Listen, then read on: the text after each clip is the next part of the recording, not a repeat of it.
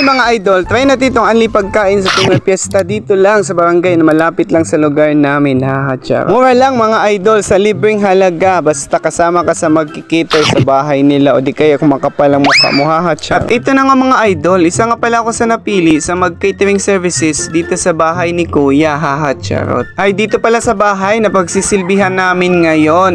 Pangalawang beses ko na pala itong mga idol na mag-serve ng catering services. Yung una nung nasa Cebu ako at ito naman na ulit na naman siya, kinuha na naman ako. Paborito talaga nila ako, charot. Kahapon pa pala namin sinet up yan mga idol, yung mga table and chairs, yung mga design, flowers, mga plato at kutsara na gagamitin. Para kinabukasan, hindi na po kami busy, kakain na lang po kami dito, charot. At ito na nga pala yung finished product na rin mga idol, kaya bumili na kayo, charot. Ay stay, pumasok na pala kayo para kumain. Happy Fiesta nga pala dito sa Barangay Dulhogan. Inantay na nga pala namin matapos yung simba. Kasi nga, para kumain na yung mga bisita mga idol, napapagod na kami kakahintay sa kanila, charot. Oh, sa mga gustong magpa-catering services dyan, PM nyo lang ako at agad on the spot, nandyan na ako. Pagsisilbihan ko kayo, charot. Malapit na pala dumating yung mga bisita kasi patapos na yung simba, kaya yan, hinanda ko na yung mga lechon dito kasi kakain na kami, charot. IST, kakain na pala yung mga bisita kasi pumasok na sila. Ayan, ang dami na ngang zombie umaatake sa lechon,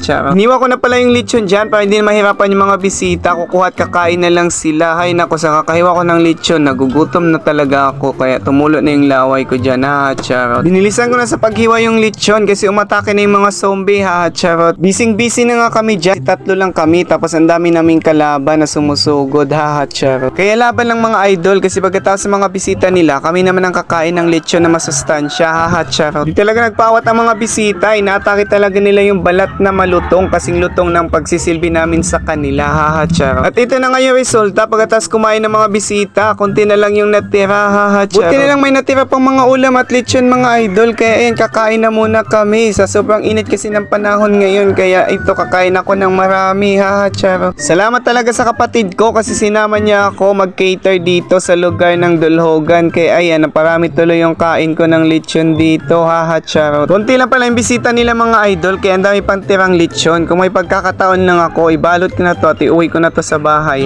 charot. Salamat sa pagkain. Overload. Bang.